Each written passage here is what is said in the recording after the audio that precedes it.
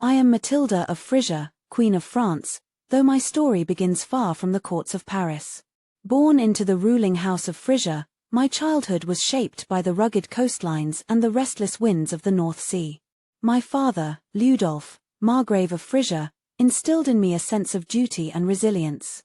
These traits would later prove invaluable when I stepped onto the stage of one of Europe's most powerful kingdoms. In 1034, I became the wife of King Henry I of France, a man weighed down by the crown he wore. France was a land of shifting allegiances, powerful lords, and an ever-present threat from external forces. When I arrived at the French court, I was young and uncertain, but I soon learned the complexities of royal life. It was a world where every smile could mask a dagger and every alliance was fleeting. My marriage to Henry was not one of love, but of alliance, a common fate for women of my station. Yet, I grew to admire his resolve. As king, he faced rebellious vassals, a restive church, and the ambitions of the Holy Roman Empire. I stood beside him, offering counsel and support where I could. My role as queen was to be both a figurehead of unity and a silent force of stability in the kingdom. In 1039, my life took on a new dimension when I gave birth to a son, Philip. The joy of motherhood softened the challenges I faced. He was a bright flame in my life, and I dreamed of a future where he would reign as a wise and just king. However, those dreams were marred by sorrow. The winter of 1044 brought a tragedy I could scarcely endure, the death of my beloved son. The court mourned, but no one could feel the depth of my pain. It was as though a part of me had been extinguished.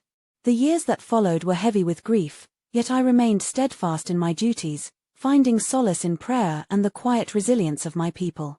As queen, I also turned my attention to the needs of my subjects. The burdens of famine and war weighed heavily on the common folk, and I sought to use my position to ease their suffering. I supported the work of monasteries and abbeys, places where faith and charity intertwined.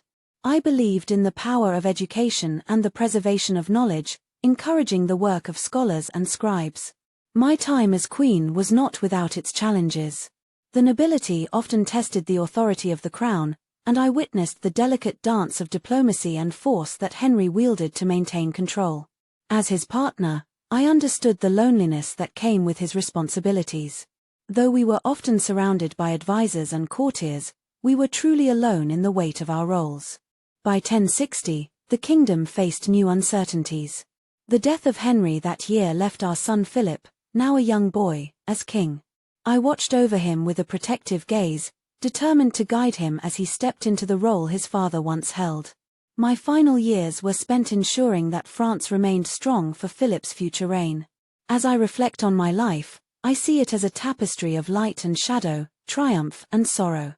I was a queen, a mother, and a woman of my time, shaped by the forces of history yet determined to leave my mark upon them. My story is one of perseverance, faith, and the unyielding hope that the world could become a better place, not just for kings and queens, but for all who call it home.